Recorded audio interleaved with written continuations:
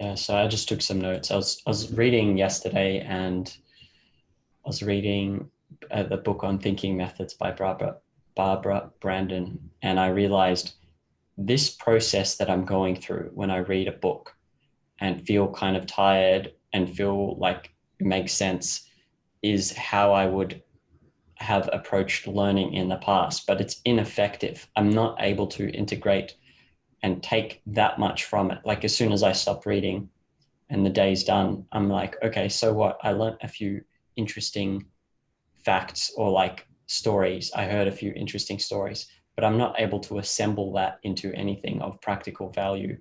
And I realized that I think what I need to change is it's a kind of I don't know if you need to de-automate, but to re-automate or change the way I approach learning. And that might even mean something like, as I'm reading a text, I have a conscious list, like a list of explicit questions and methods. And it's like a checklist. And I read a passage, I go to the checklist, I come back, I read, I go back to the passage, and then come back. Because what I do automatically is ineffective. And an example of some questions might be, which I stole from some objectivist text or lecture, is Yeah. asking things like, what is the context? What does this mean? How can I restate this? What are examples? Is it true? What is the essential? I don't do any of that. And Mm-hmm. so that's just one example, but I might need to approach all learning I do in that way, because whatever I'm currently doing by default is ineffective. And so I'm putting it out there just to hear if you've got any feedback. Okay, I sort of had that in mind when I wrote those text documents for the Right. PDFs I sent you. Like the one about the organization, the role of discipline of organizing. I had three main questions that you would keep in mind throughout reading it. It's like the way to focus what you want to think about, or sort of questions you want to ask, so that it would be more integrated rather than you just have a lot of information. What do you do with it? Like I put it into a context or a specific kind of question you want to ask when you're reading. And that way you could have some things in mind as you read, and that's the way you integrate it into your knowledge. Like you have to have some idea or objective in mind for what you're trying to learn from reading it. That's usually what I've done when reading something. I had a specific goal in mind, the specific thing I want to integrate it into. Right. So I might even need to write that down as like I have a checklist, and the first thing on the checklist is specific concrete purpose, which might mean I skip 80% of a book. But I even that would need to be checklisted because I don't do that. So Yeah, I mean, that's what I do sometimes when I read. It's a matter of learning how to slow down your reading when it's on something important, and then speed up and almost skimming when you can tell it's not quite relevant yet. That's how a lot of reading is, and even in grad school, that's what reading gets to be about: being able to organize and efficiently think about your questions, which does include having a question in mind as you're reading, a reason why right. you're studying these things, and that's you pick out information that way. Yeah, I'll need to. I was actually gonna plan to try and integrate some of what I learned into a specific method. It's just a beginning method of approaching texts and a checklist to do that, to make sure I consciously do that, because Yeah. it's not, I need to automate that. Okay. Um, what do you think habit is? I got it down to something like it's an automated behavior. No, it's a kind of behavior that where did I wrote it down. I'll just try to think of it. It's a learned or automated behavior that you feel a strong desire to perform on a certain cue. I got it down to something like that. And I'm asking because I'm trying to adapt what I read from Atomic Habits into not only actual physical habits, but into thinking habits, if you will, and rewrite the current approach I take to learning. So anyway, to go back to the original question is, what do you think habit is? An automatized Both mental behavior. and physical. Yeah. An automatized behavior that is developed through repetition and automatic behavior developed through repetition and cognition. I think you hit on one important characteristic that I didn't, which is repetition. And so Yes. if we're Developed then, by repetition. yeah.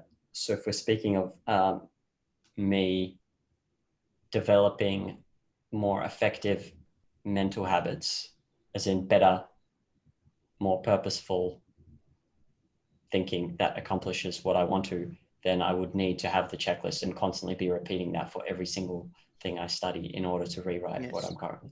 So, but see, I missed that with my definition, repetition, which now solves that. Okay, cool. That was just a couple of little things I wanted to cover. So we can jump straight into justice if you're down for doing that. Yeah, justice works. Or virtues. My planned approach is to jump for a while. I think for the next few sessions we can approach virtues, and then I will start approaching epistemology again with your material, and then Ito. Yeah, sure. So we can jump between them. Cool. Okay. So this was, let's see what this one was about. So we got up to integrity, I think the 2 sessions ago, and we did discuss this, which is how do you hold the full context? And the answer you gave, which made sense, was discussing, we did discuss art a bit, I think, as one method to do that. And we also later discussed writing down principles and memorization and that kind of thing. But so that's that. And now we're onto this, which is, okay, integrity isolates. It's acting as an absolute on rational principle. It is the principle of being principled. So it's emphasizing the need to always be acting on principles. Now, what I was curious about was this. So if a man tries to combine rational principle with its antithesis, he thereby eliminates the former as his guide and adopts the latter. This is the mechanism by which the conceptual faculty avenges itself on the unprincipled man. If, like Faust, you make a deal with the devil, then you lose to him completely. In any compromise, yeah, anyway, you get the point. This is what I'm curious about, this mechanism. And you might ask, well, why? Like, it's a minor detail. The way I see it is that if I can understand this mechanism by which my mind avenges itself whenever I don't act on principle, I will be that much more motivated to act on principle. But right now I don't understand how this works and why your own mind can avenge you. And I had a few ideas, but we can get into that later. So I don't know if you've got any initial thoughts. I do have the questions down here, but I'm trying to find one direct response to that in this book by Tara Smith. I mean, when I'm seeing that, my first thought is that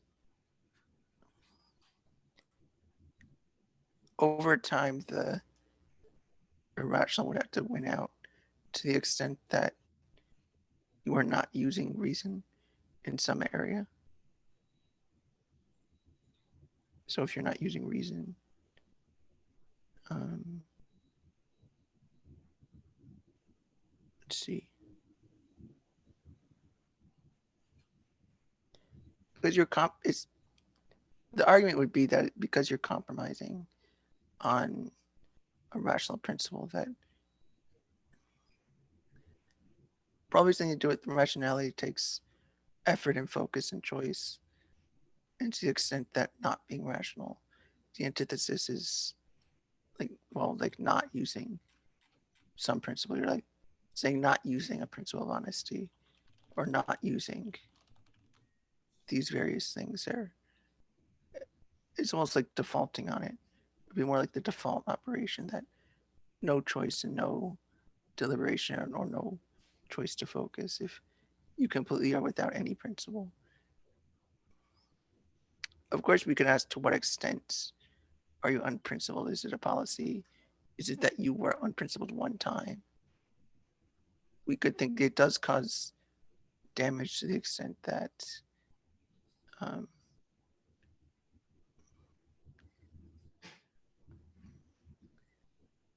like it's not like it's just a one-time occurrence that has no other effect. It's not like every choice to be unprincipled is divorced from everything else.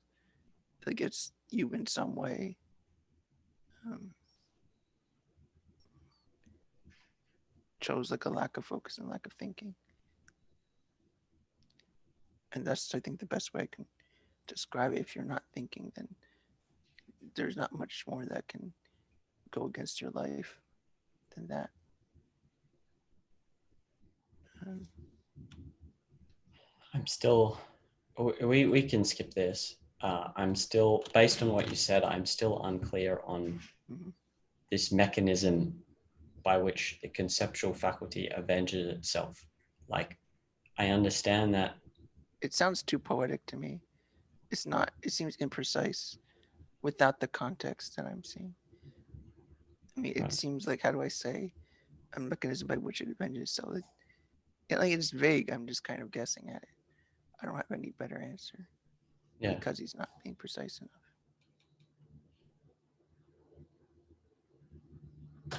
That seems more of a derivative principle, if anything, a much more complicated conclusion that you have to reach after a lot of thinking, I would say, to even Which, like which it one? doesn't peek off what he's saying about the avenging your mind, like or avenging yourself. Seems a bit odd. Okay.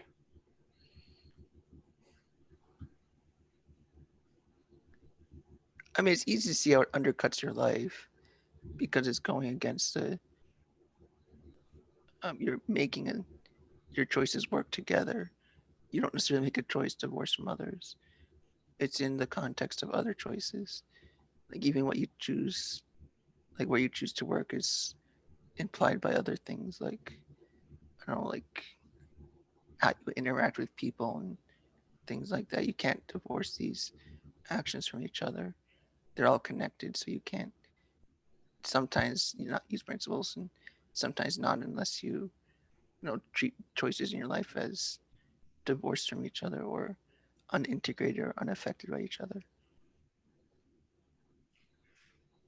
That is just floating to me. I think you mentioned the lecture series Unity in Epistemology and Ethics. Remember, Yeah, I went through. It's yeah. still floating to me that it's all Okay, connected and okay. that That's one thing redounds on the rest. Yeah, so I can't really do anything with that right well. That now. is the main thing about integrity is that it's like an integrating function of your virtues. Like it's the need to be consistent. I think the only way to recognize the value of, or the best way to recognize the value of the consistency integrity demands is seeing how the knowledge is integrated with itself, or how all knowledge, at least that you hold, is integrated together and connected. Right, which is floating to me. So I Right. will have to come back to that. Um,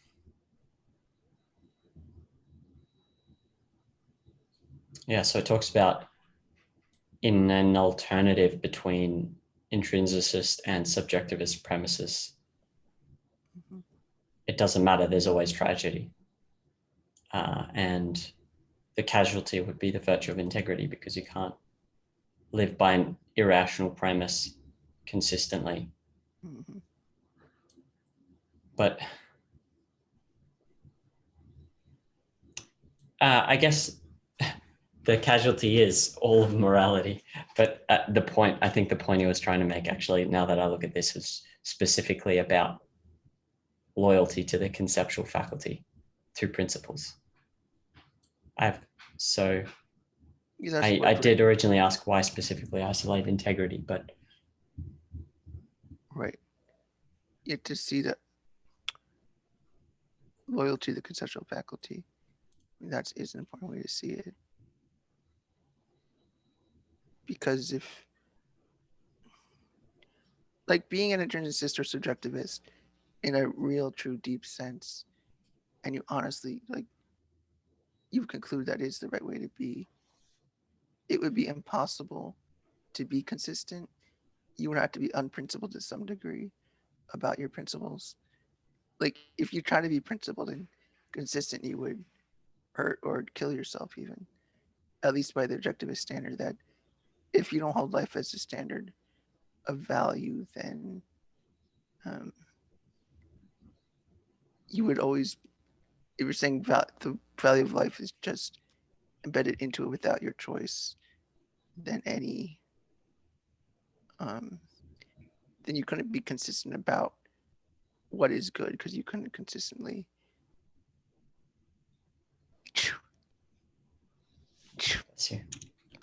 because you couldn't consistently obey those standards you've created that aren't based on life. You would have to, at some point, you'll have to go against your life. So at some place it will just exist and survive and live. You would have to go against the principles you hold. right. Okay. So we can go into honesty.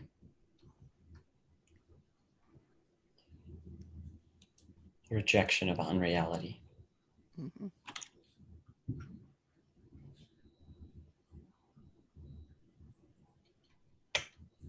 I guess so. This was just clarifying what it means by. So when we say it's a corollary of rationality, are they instances of virtue or kinds? I mean, you said kinds, but I'm also thinking, is it an instance of virtue if you're if of rationality? I'm a bit confused with that distinction of an instance. Like, I know there's a concept chair and there's an instance of a chair, but what about in this case when we're speaking of rationality as the primary virtue, and we're saying honesty is a corollary? Isn't that an instance? If you're speaking about honesty, isn't that an instance of rationality? It's a type. I still would say type. Instance, I would say a particular Oh, case that okay. you see happening. I mean, corollary, I would say, is deductive, but it still is a type of rationality, because you can deduce it as a type of rationality, right? An aspect of rationality. Right. Okay. I mean, needing to be in focus or identifying facts almost implies that you need to recognize what the facts are. It's almost just deductive from that. Like, to say what facts are, you have to see what they are. I mean, you have to acknowledge that they are. Yeah. Is there more elaboration in Tara Smith's book? Because Yeah. in, what was it, The Virtuous? I forgot. The Ayn Rand's normative ethics. Yeah, because I found in this section that I can read it and say it makes sense, but I don't know how exactly I apply it to my life. Let me see. It's 30 pages on honesty, for example. Right. Okay, so let's see what your question is. Oh, I mean, it goes into like what is honesty, which is more obvious things too, but gets into these more deeper questions, like refusal to fake reality. Gets into that, of course. Why it's a virtue rather than just a trait that's nice or something like that. She does go over some things Peikoff says. I mean, not a lot, but I mean, since he is a primary, a very important source to consider, she does quote him sometimes or analyze what he says. Then it gets into things like dependence on other people, how it applies to egoism, just a more active picture of what honesty is. Okay. Yes, quite extensive. It gets into white lies. What should you do about that? Things like that. Right. Okay. Well, I can visit that after I get back into epistemology again. The main thing about Rand is that she's emphasizing the impact on yourself. Not that it's bad to lie because people won't like you, people won't trust you, whatever. It's harming yourself. It's more than just lying to others. It's more than lying. It's not acknowledging reality, and that's the main thing. That has drastic repercussions on you as an individual. Right.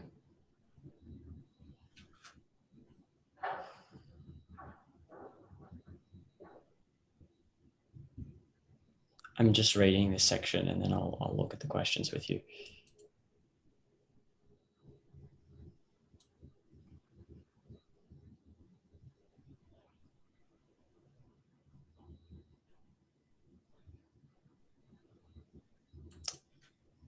I think this is probably a repeated question of mine. Because my mind always finds the exceptions. And then I feel like this goes back to the discussion we had about losing information in the generalization, which you made me agree that certain factors are present for a generalization or a principle to be applicable. So it's not so much a loss of information, but every time I go through one of these principles, I think of like some exception to it that takes away from its convincingness. We've spoken about this, so I don't quite know yet what to do apart from maybe create a post and seriously investigate that further and like how to, and even the other thing I can think of is the book, The Understanding Objectivism, which I've only gone through the first chapter of, but I can see it does later on have chapters on honesty. So Yeah, well, yeah. I don't even know if that is an exception. It's just a hard case. But I think you would start out by asking, well, okay, they get away with it. What are they getting away with? Just they're not getting in trouble for the torrenting. It's just that's what they're getting away with. Well, what does it say about their way of thinking? What does it say? What would it say about you to decide to do that? Like, what would it have any impact? I mean, sure, maybe not no material impact. That might be true. No one catches you, nothing happens, and only you know. Nobody else knows.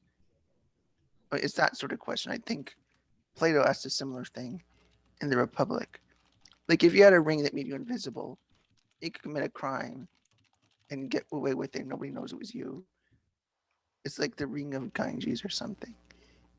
Say, yeah, and that's that kind of question. If nobody can see you and nobody knows, does it matter that you did it? You could say, oh, there's no material repercussion. I would agree with you. There's nothing happened.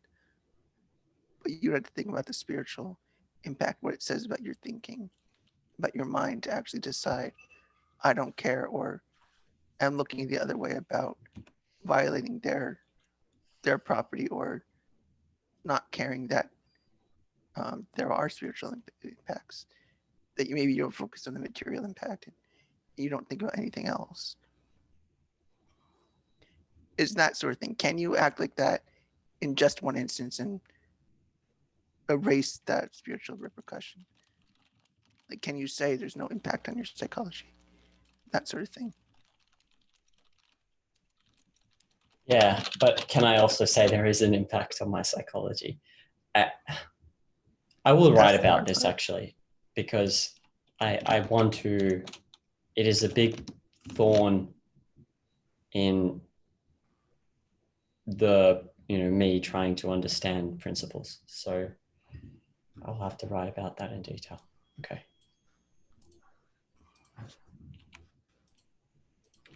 It's almost like a mind-body dichotomy thing. Like, oh, your body's fine, therefore, who cares? Like, I mean, well, sure, but your mind and body should be integrated. How does your psychology affect what happens to you? Or, I mean, it's not like your mind and body are divorced from each other. What you do spiritually will affect you physically, in the sense that you're a whole being. You're not just looking at what happens to your mind, what happens to your body. You're looking at everything. How do they integrate? How do they relate to each other? Yeah, although in this case, both are being looked at because superficially, but let's say True. downloading, not getting caught, downloading, getting lots of new knowledge that you're able to assemble Right. into something. So they're both are being looked at in this case. Yes, it's not an easy question. And it might even take a while before you even change your mind about that. But whether or not stealing is wrong has a lot to do with the psychology behind it. We're not just saying stealing's wrong, period. Like, you have to have reasons, and you're right to have to come up with reasons, because if there was no impact whatsoever on your psychology and it was fine, and it really didn't affect somebody negatively, then you say, well, it's not wrong. It helps my life and doesn't harm anyone. It doesn't cause problems for society, or you couldn't say anything goes wrong. So by objective standards, it'd be, oh, it leads to flourishing. Like, you would have to argue that it doesn't lead to flourishing for it to be bad. Right. And then I wrote, so it's honesty. And then I wrote, what about stealing and knowing you're doing it? You're not faking anything. You're just saying, okay, well, this bank has bad defenses and I've calculated I can get away with it. So I'm going to steal from this bank and get the money I need and then stop, or maybe I'll continue if it's profitable, or just keep doing it. But that, to me, that doesn't seem dishonest. Seems like quite an honest. Yeah, I mean, that much would be honest. That you're recognizing what it is you're doing, that you're not pretending you're not stealing. You could say, well, it's good, it's fine, there's nothing wrong with it. You could tell yourself that. It would have to do with, well, one, obviously, and you're probably thinking like a bank robber, but of course you might want to consider, why are they stealing from there anyway? I mean, if they're just doing it out of their pure whim and they want the money, then you probably could argue that's going against integrity, that you're not looking at where those values come from, that they aren't producing those values. They're merely acquiring it after they've been produced. They didn't trade for it, didn't anything. Maybe they acknowledge that too, but then that would be an issue of, well, maybe honesty or integrity, or honesty to the extent that, are you even looking at the whole picture, or are you only taking part of it? I would say it's almost more an issue of integrity there, not, or In productiveness, rather than honesty per se. in what way? Because I understand integrity to be the so it was described as the principle of being principled. So the focus is on making sure you're always acting in accordance with rational principles. So in what way would that example be an issue of integrity? Integrity or justice, perhaps, because you're not acknowledging or paying respect to the source of those values. That is, the person you're stealing from, or the entity you're stealing from, are the ones that even enable the possibility of valuing the thing you want. Without them, there would be nothing to steal, even. There would be nothing to even want that you're stealing. Is that sort of issue, that if you want to value productivity and act consistently with productivity or justice, you should support or acknowledge the source of those values. Rather than attacking the source of the values, you should support it. And that would be a more direct, or more honest way of going about doing it. Or I should say more greater integrity doing it that way. Uh, I'm still not clear on the connection to integrity, because I'm thinking you can be honest in that you're saying, I recognize that they're producing the values and I'm not, but I have a way to steal from them. And I can steal a whole bunch versus I'm just going to get little bits of, I don't know, like when I deal with the bank, I get 0.05% interest due to the federal funds rate being low. And so I'm better off just stealing a whole bunch of cash rather than supporting the bank. So anyway, I just brought that up as like, to me, that seems honest, and integrity, I'm not clear on. I'm not, okay, I'm just not clear on. Well, it'd be something to do with that you need to support those values, the source of those values. I mean, if you're stealing, you're taking away the value that the person produced without trade, by use of force, which those things Right. violate rationality in different ways. You Okay. could be right that they're honest to some extent. They could have an honesty that they're not denying what they do, but they might be ignoring or not caring about other things, and that's the bigger issue. We could ask, of course, maybe say the bank is an immoral institution that acquired its money through the initiation of force. That would be different. I mean, that's what like Ragnar did in Atlas Shrugged. It wasn't stealing per se, because he was stealing from boats that had confiscated money. So that's different. That would be like, it's not the stealing per se, but what are you doing about the source of values? How are you affecting the source of the values? Are you taking from or retaliating against a disvalue that actively goes against your life, or are you just going to a legitimate bank and taking money from them and others that people have done nothing wrong and are doing nothing wrong?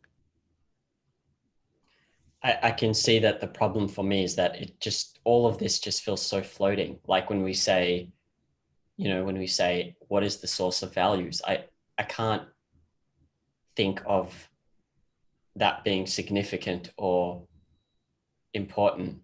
If I think of someone who produces music or courses, and I understand they're producing them, I have trouble connecting that with, especially if it's digital products, because then you're like, oh, well, people buy it anyway, so you're just going to download it, and you wouldn't buy it anyway. There's all these rationalizations you can use that, to me, are actually convincing. And so the whole thing just, I will keep going through and then also write about it. And hopefully at some point it will click. But this is a pretty important area, I think. It took me a while to agree with that sort of thing. Right. Um,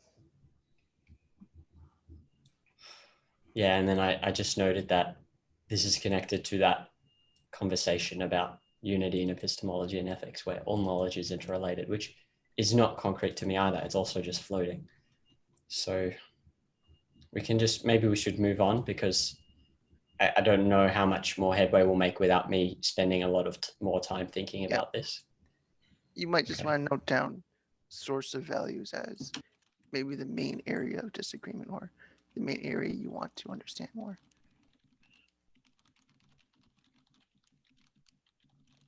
So is all knowledge interrelated? Okay.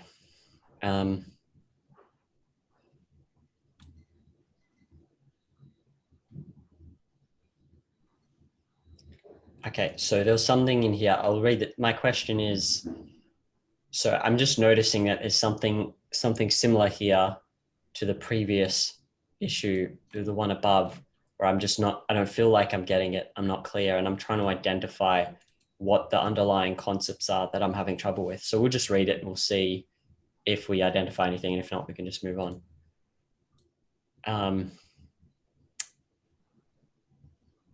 Okay, so the man who seeks to obtain a value through faking is confronted by one fundamental obstacle, that which exists.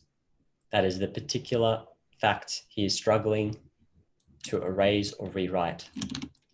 In the nature of the case, his policy creates dichotomy between fact and desire. Implicitly, it raises value above that which exists, and thus represents a breach with reality. This is quite abstract and difficult. This is why dishonesty cannot be a means of attaining values. It is also why, as with any form of emotionalism and any breach of the good, the policy of dishonesty has a single end result, barring a basic change in character and restitution where appropriate. The spread of evil throughout the perpetrator's own mind. Now, to be honest, this whole paragraph is completely floating to me. Like if I'm honest and I read it, I'm like, I just don't see what he's talking about. that's the truth. And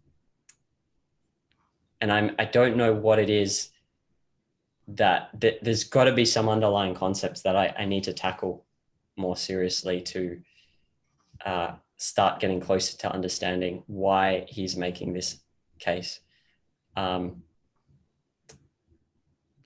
Well, I think I want to go over this one be more closely. So the man seeks to obtain a value through faking. So what does he mean by faking first? What do you think he means by faking? At least starting there. So the first thing I think of is just lying to someone.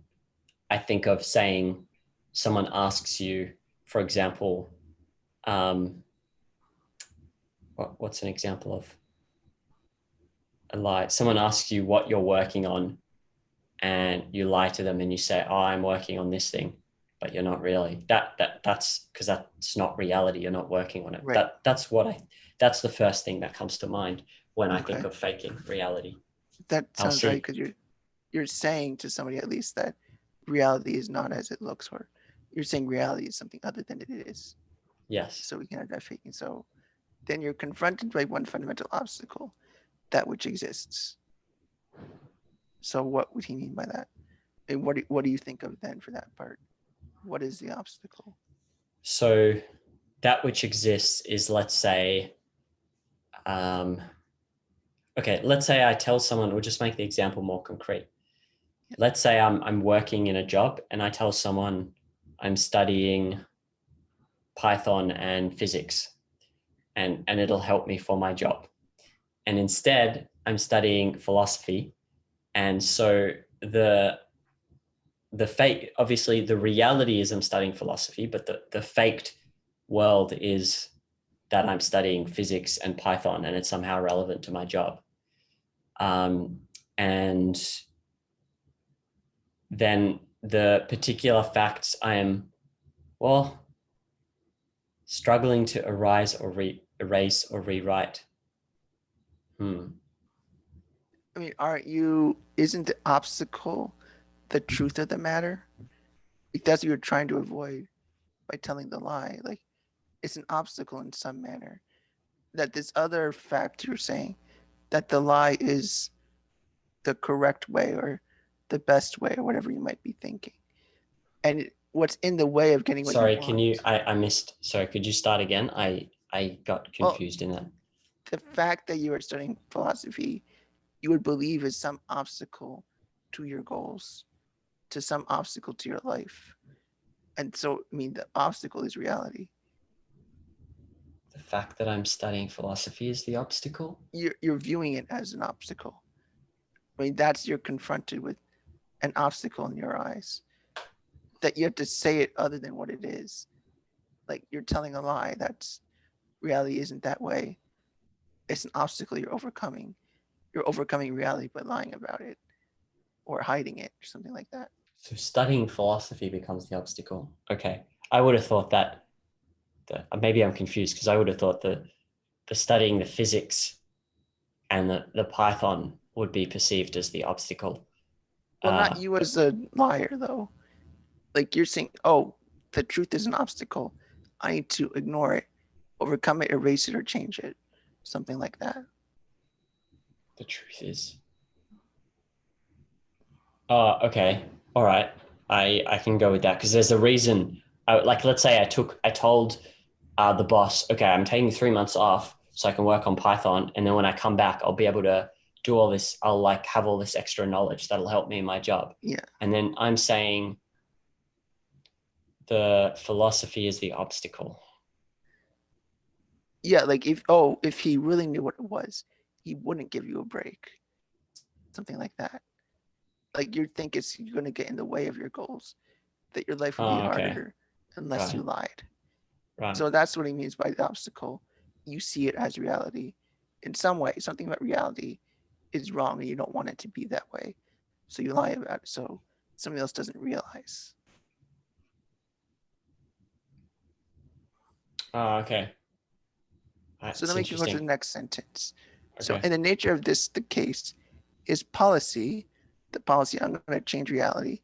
I'm going to argue against reality in some way. He creates a dichotomy between fact and desire. So the fact would be, what would you say? The Like fact the fact, is, let's say I've taken time off to study philosophy, yeah. and it is But desire would be like, why are you taking time off? Like, between or, fact and desire. well, you Um, desire to have time off to study philosophy. yeah. And the fact is, well, maybe I rephrase that wrong. Um, that your desire to have time off trumps any reason or recognition of facts in the matter. That it doesn't matter what reason you give.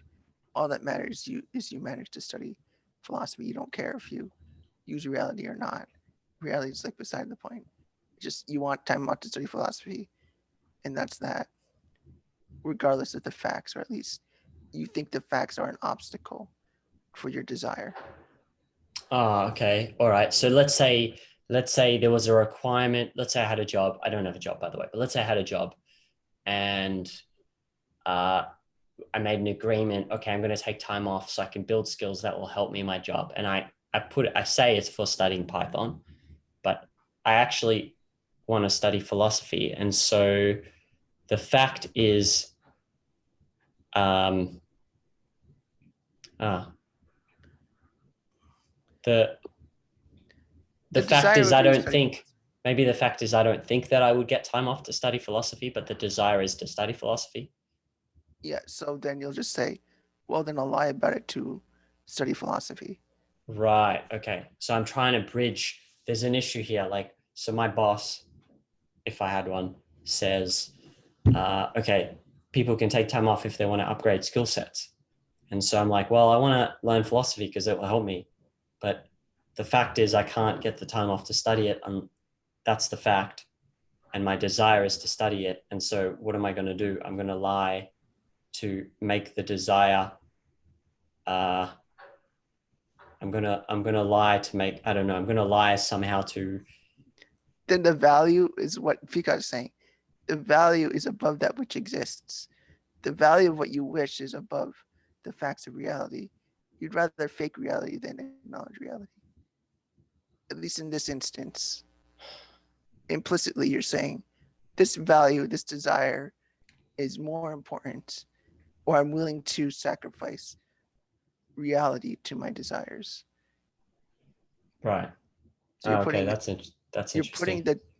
the fakeness of reality or the mere desire above the facts of reality, at least in this instance. Okay. But of course, we might change context if, say, the boss, I don't know, a totalitarian, like the state forced you to work here and it's a totalitarian dictatorship, and that would change everything. But supposing this is a normal job that you volunteered to take, you probably shouldn't be faking these things. I mean, I can't think of any scenarios where it would actually be a good thing to do this, but like if it was starting to kill you for whatever, I mean, you could change the context that way. But in normal situations, this is what we would say. Like you are Right. putting reality above or reality below, and then your desire is above reality. I would actually like, I guess I need to explore lots of different examples and varying examples too. Like, for example, there's that simple one, and then there might be one of like, if you live in a different country under different laws, like what kind of situations would allow you to use force, because Or otherwise it yeah, yeah, yeah. Have you read We the Living? ages ago. I'm going to reread all of it, to be honest. I did set myself a goal to reread all the books. Yeah. I was just thinking because there's a case where Kira goes steals a bag of potatoes, and Right. normally that would not be good, but here in this context, it would be probably the right thing to do. But maybe, but I wouldn't be able to tell you why. Like Right, that's what, right, because I'm floating on all of this. So right. But hopefully, going through that like line by line helps because you're right. It's a lot of information in that paragraph. We have to go slow like that to really take each portion of the paragraph to understand it sometimes. yeah.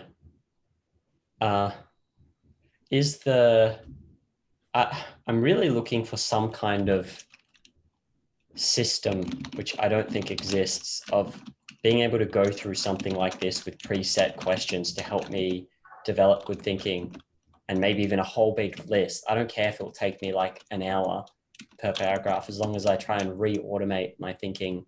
And then on top of that, a system for concretizing, like coming up with lots of examples and situations and then trying to think about it that way. Because otherwise I'm actually not learning this stuff, if that makes sense. Yeah. Whatever I'm doing currently, I'm not learning it. So Well, one is having the questions already formulated for you by someone, usually that, like what I said about guided reading, that usually helps. And what did you another say about way, what? Sorry. guided reading, as What's in that? like where I wrote, well, like where those PDFs I gave you, I just gave you Ah, questions okay. to ask for in the very beginning. Right.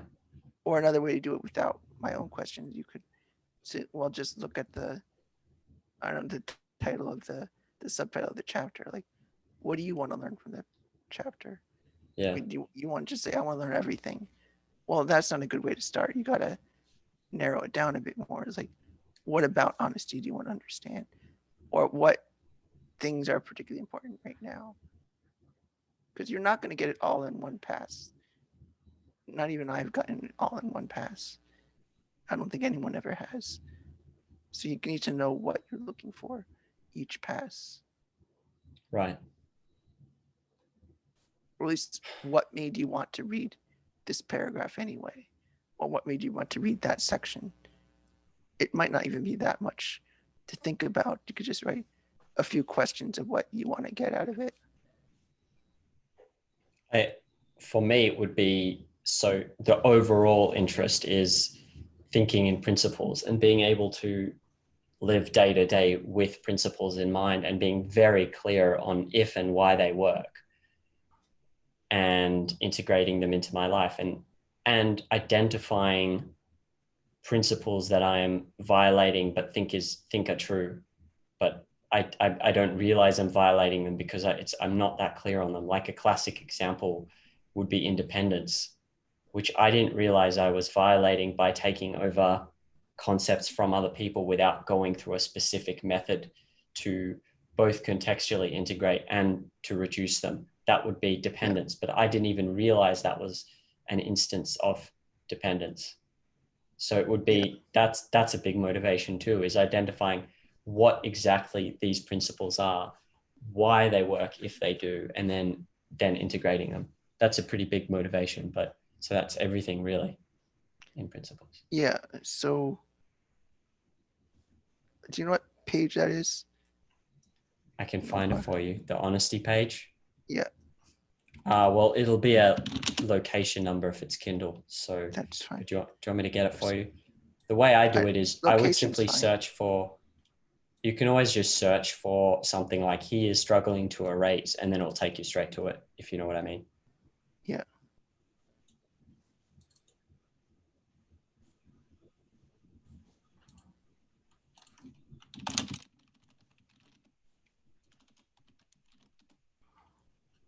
page 268, location 4839. 4839.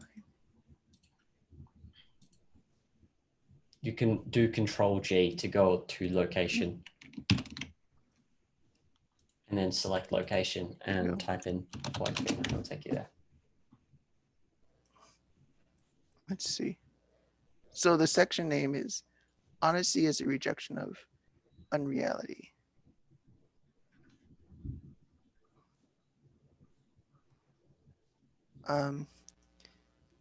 Well, what does it mean to reject reality? You could think of it that way too. Or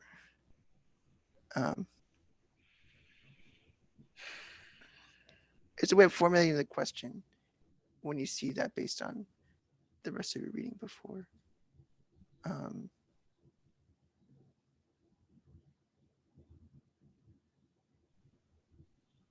I mean, that itself could be the thing you have to integrate.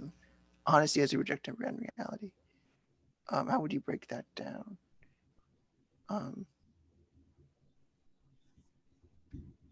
So when does one reject reality?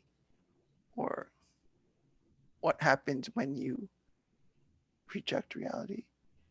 My issue with that formulation is because I don't have a lot of abstract philosophical type concepts True. integrated, my mind is a blank. I couldn't tell you. I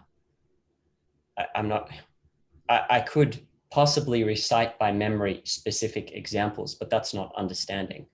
And so I'm realizing that the issue is when I word it in that way, because I don't have the concepts labeled in that way, I don't have the specific experiences that may be relevant labeled in that way, my mind is a blank. And that's what I mean by floating. Like, I can't do anything other than recite specific memories, but that's not learning. Memories from texts, I mean.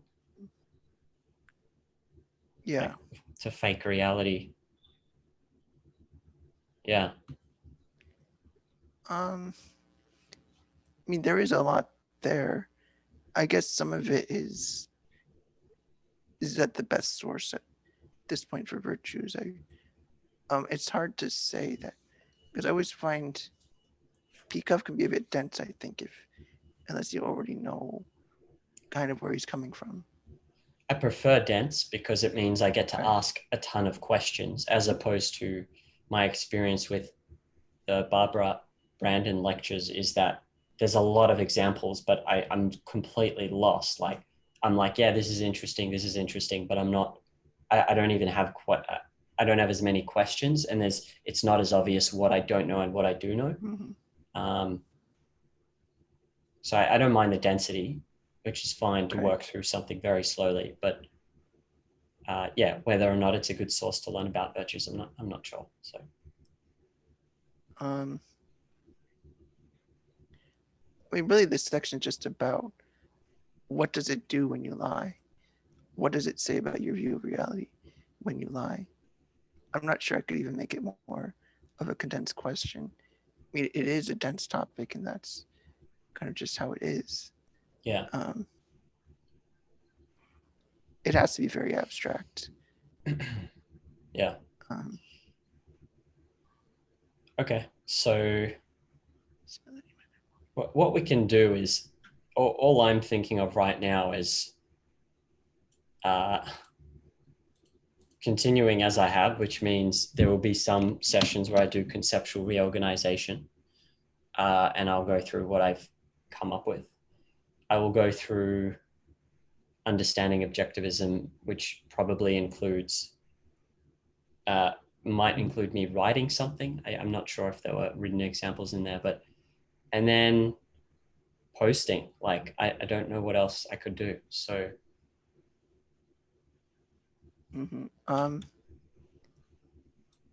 Wait, I only know different sources.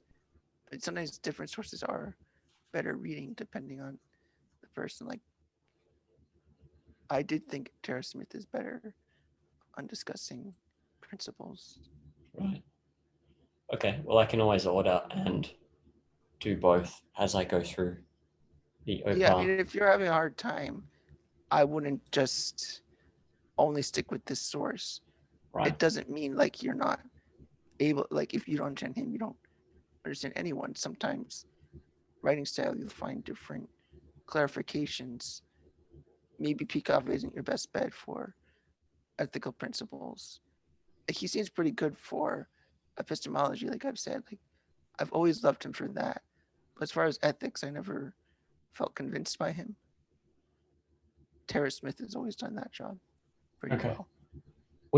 What do you think of proceeding? And hopefully, as today is an example of, things will come up like themes, areas where concepts that I may not be clear on, and then I'll know I need to go there. Like, for example, all knowledge is interrelated. That does seem to come up a lot, and that's not clear to me. Yeah. And I may find that as I go through this, if repeat issues or concepts come up, then I know perhaps I have to go somewhere earlier, like to epistemology, to start making sense of this in a more concrete, real way. Yeah. Thoughts? Like this previous one, you could think of like facts versus desires. A dichotomy of facts versus desires seems to be the main talking point for us on that paragraph where you had a question. That seems to be what you were asking most about. The one below this, where you bolded Yeah, it. I have. Yeah, Yeah. yeah. Oh, yeah, you're right. Okay.